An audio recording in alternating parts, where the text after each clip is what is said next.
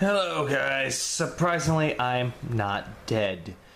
Even though that's kind of funny because I hadn't uploaded anything ever since one of my parts of Fable 2. Yeah. There's a lot of things that have been going on this month. One of them being that I turned 25.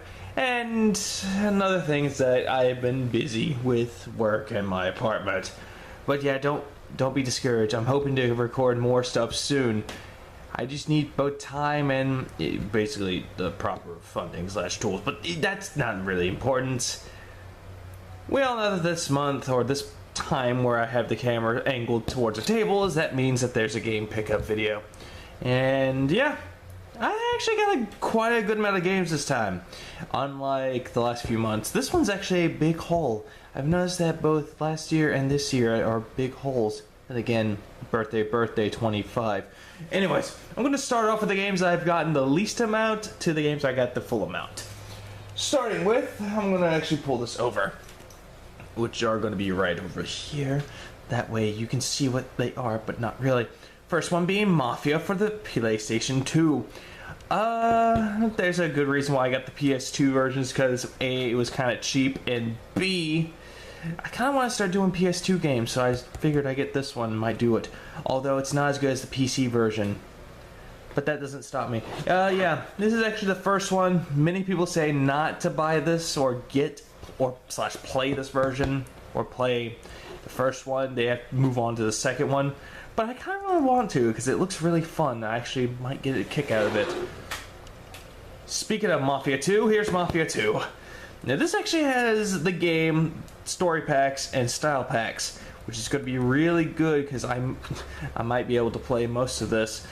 Yeah, many people say that Mafia 2 is the best one, and I seem to agree with it. It actually looks a lot better than the first one and the third one, in my opinion, but yeah. Yeah, Mafia 2, which is funny because Vita Scaletta is always in the Mafia games from 1 to 3, and it's really funny. It's really hilarious how he's in that. Anyways, moving on, we actually have a Wii U game, which was actually a birthday gift, Paper Mario Color Splash. I'm actually not gonna lie, I actually really enjoy this. I thought it was going to be like Sticker Star 2, but with paint, but instead it's actually pretty good. The visuals for it are impressive, and also the music, that all of it's impressive, but is it worth the money to buy it? I say wait for a price drop, but other than that, it's quite enjoyable. I still would recommend people getting it. Moving on, we're actually going to move on to 3DS. Now, I'm going to keep this in mind. 2 of these actually aren't mine. Actually, 3 of them are. The first 2 games that I actually bought these in the past, which is Triforce Heroes and Monster Hunter Generations. I actually bought these for Ray, and she actually really enjoys them, especially this one. Although she kind of dies a lot in this, but then again, it's her first Monster Hunter game, so I'm going to give her some slack for it. Moving right along, I'll just put these right here off the camera, but then again, I probably can't do anything to change that. Pokemon Sun and Moon. Good lord, focus was bad. I wasn't gonna get this, but then Amazon had the dual pack, which had that little steel book tin that you could put both the games in them, and I kind of like this one a lot better than X and Y, in my opinion.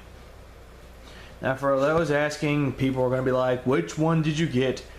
Personally, I got Sun. I gave Ray Moon because, truth be told, Ray is the moon of my life and I am the sun that brightens up her day.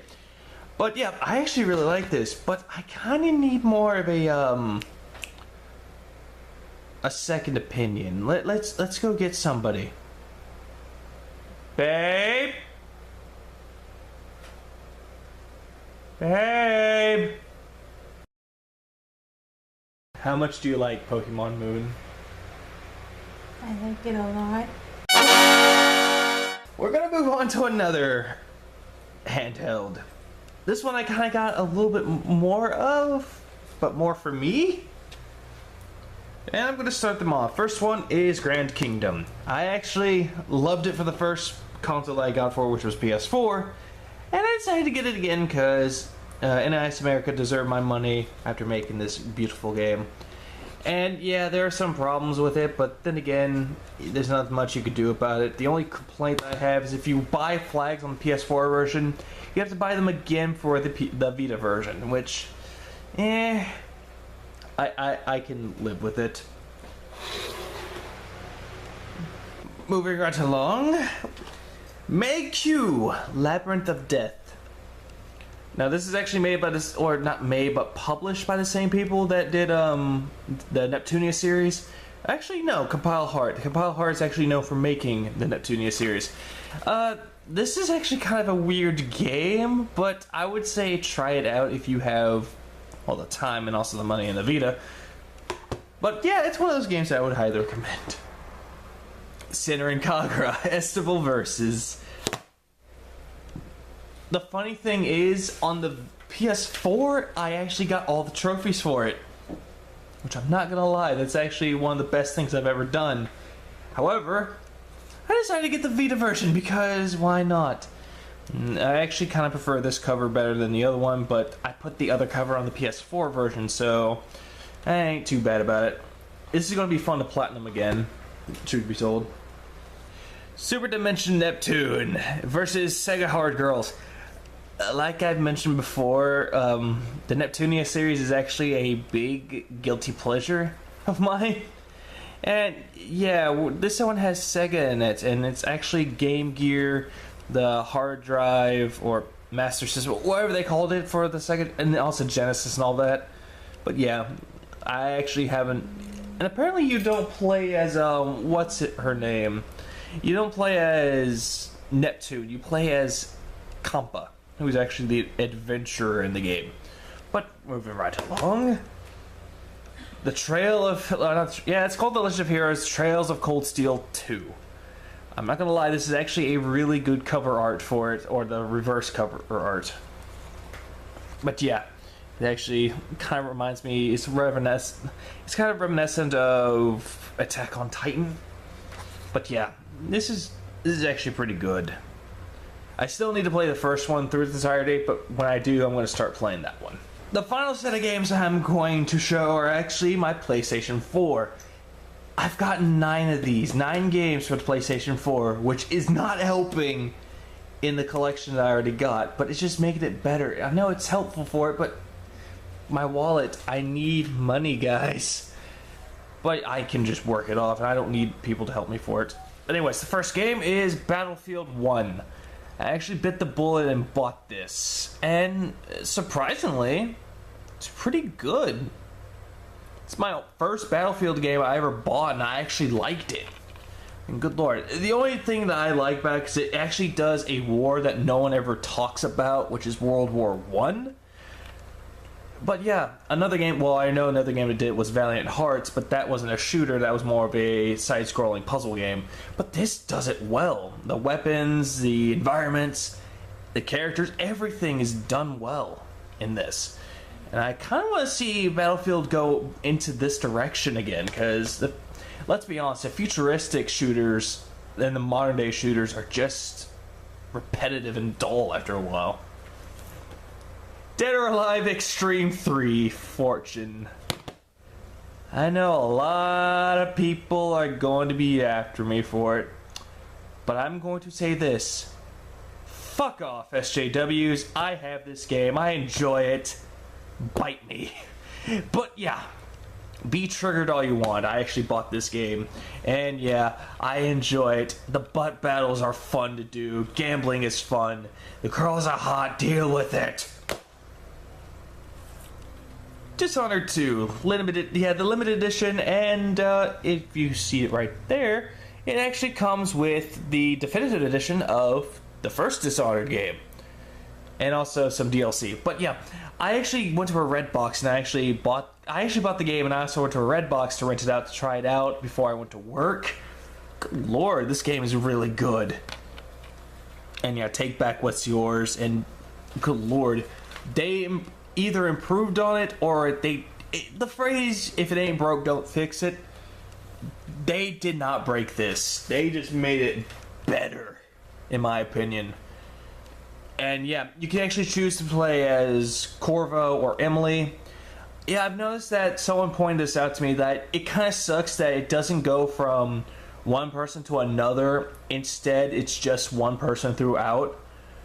But I think that's what makes the game highly, not repetitive, highly replayable, is that. And I want to be able to play it through to the very end. Dragon Quest Builders. And the cameras, there we go. I'm afraid I have to cut some of these parts out, but I don't care. Dragon Quest Builders isn't too bad. It is a Minecraft clone, in a sense, with Dragon Quest. And I got the day one edition because that's how they shipped it to me. But yeah, this game is really fun. It's really fun, and I actually have a lot of fun making stuff, fighting stuff, and just exploring the entirety of the world. This is one of those games that they took a clone, they took a premise of Minecraft, and did it right. Harvest Moon should have taken notes, but then again, Harvest Moon shouldn't have gone that route. They needed to be better. Final Fantasy 15, the Deluxe Edition. Unfortunately, I didn't do an unboxing of this, but then again, by the time this game already came out, people were already doing it. People are already doing Let's Plays of it. People are already doing just anything with this game. And I'm sorry to say this, but this is kind of the reason why Let's Plays have gone out and done the way they are, is because they think getting day one views are actually going to make them noticeable. I'm sorry, it just comes to show that you're just in it for the money and not for the fun of the game. I'm sorry, guys. Try harder. But, yeah. Ranting aside, I actually like this. 10 years have gone by, and it's the greatest thing ever made. Not the greatest thing. Then again, it could have been worse and been Duke Nukem, but the Deluxe Edition actually comes with a steelbook, which is really beautifully made. And it also comes with Kingsglaive 2, which is in the back of this. But that's not the thing that makes this game special to me. It's this right here that makes it special. People think it's just a foldout. Seeing the developers that worked their asses off on this to sign this and give it to every person that bought this game, that it's a sweet and astonishing thing, but at the same time, it gives me a lot more respect for the people that developed this. 10 years have been made. It could have been a Duke Nukem, but it wasn't. It's a beautiful game. Sure, they may have some bugs in it, but then again, every single game isn't perfect. But a lot of love and a lot of dedication came into making this game. The music, the combat, the characters even the story. All of this is really good.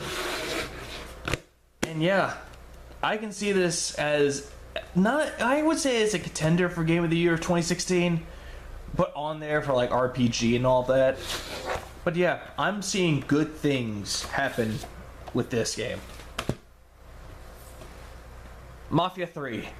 Mafia III is one of those games that it's hyped up. People really wanted a sequel to Mafia III, and it was a disappointment.